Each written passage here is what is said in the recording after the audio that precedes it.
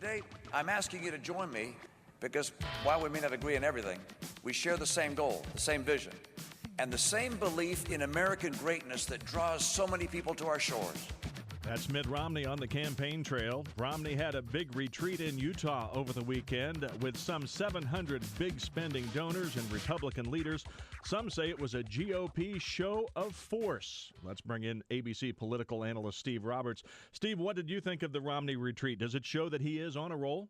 Well, I think that this is one of the most critical developments in the last few months, and that is Romney's clear ability to raise money at the same level as Obama, and in some ways might even be better off given the enormous contributions flowing to super PACs, which were not major players in the last election because it was the pre-Supreme Court decision.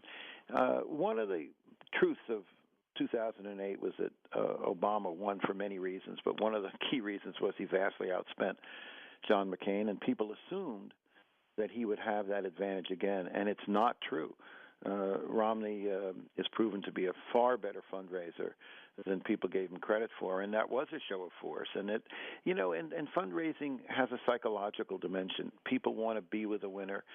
They want to be with other rich people and other successful people, and that was very much designed, that meeting, to say to other folks, get on board. You want to be part of the Romney team. You want to be part of the Romney administration. Now's the time to pony up, and so it was effective.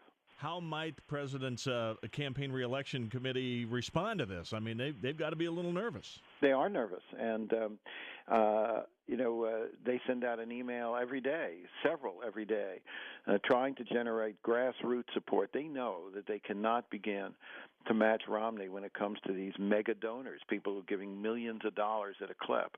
They do get some of those donations, particularly from Hollywood. But a lot of the Wall Street money, which was sympathetic to Obama 4 years ago, is not this year. He's had an ongoing tension, even a war with Wall Street and big business. And so he's got to compensate by small donations. Now, he's a proven expert at doing that.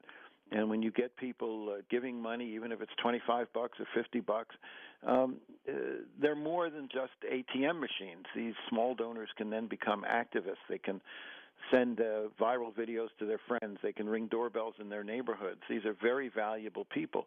And so Obama is never going to match Romney with the big givers, and that's why he's doubling down on his bet of raising money from in small amounts from a vast number of individuals. Ohio Senator Rob Portman was introduced as a special guest at that donors retreat in Utah. Is Portman the leading candidate, leading contender for VP? I think so. He checks a lot of boxes. The first one is that he clearly is qualified to be president. Not only is he a senator, he's a former House member, and a two-time cabinet officer in the Bush administration on important economic posts. He clearly passes the test in ways that, say, Marco Rubio, who's only in his second year as a senator, does not pass the test. Are you ready on day one to be president? In addition, I think that if Mitt Romney's going to be president, he's going to be president for one reason. He convinces Americans he's better at running the economy, period. It's that simple. And picking Portman would reinforce his argument that we're the economic grown-ups. Now, Portman has some drawbacks. He's not particularly exciting. And there are some drawbacks in being associated with the Bush administration. But I do think he's number one on the list, and obviously you add the fact that he's been a very effective statewide vote getter in Ohio, which is probably still the single most important state in American politics these days. And our time is short, but I'd be remiss if I didn't ask you about the Supreme Court decision, certainly the Attorney General contempt of Congress situation. A challenging week ahead for the president? It is, and I think that if the court, as I expect, will overrule some parts of the health care law, it's going to be a blow to the president. It's a signature issue. But he can always use this as a galvanizing argument. The Supreme Court always plays an interesting role in American politics and campaigns. It's one of the most tangible results of presidential elections. Who gets to pick justices? And Obama can, if he loses, as I think he will on the court, he can then go to his liberal base and say, you might not love me, but here's a perfect example of why I'm better than the other guys, and you better vote for me. ABC political analyst Steve Roberts, thank you for your perspective again this morning. Okay, anytime.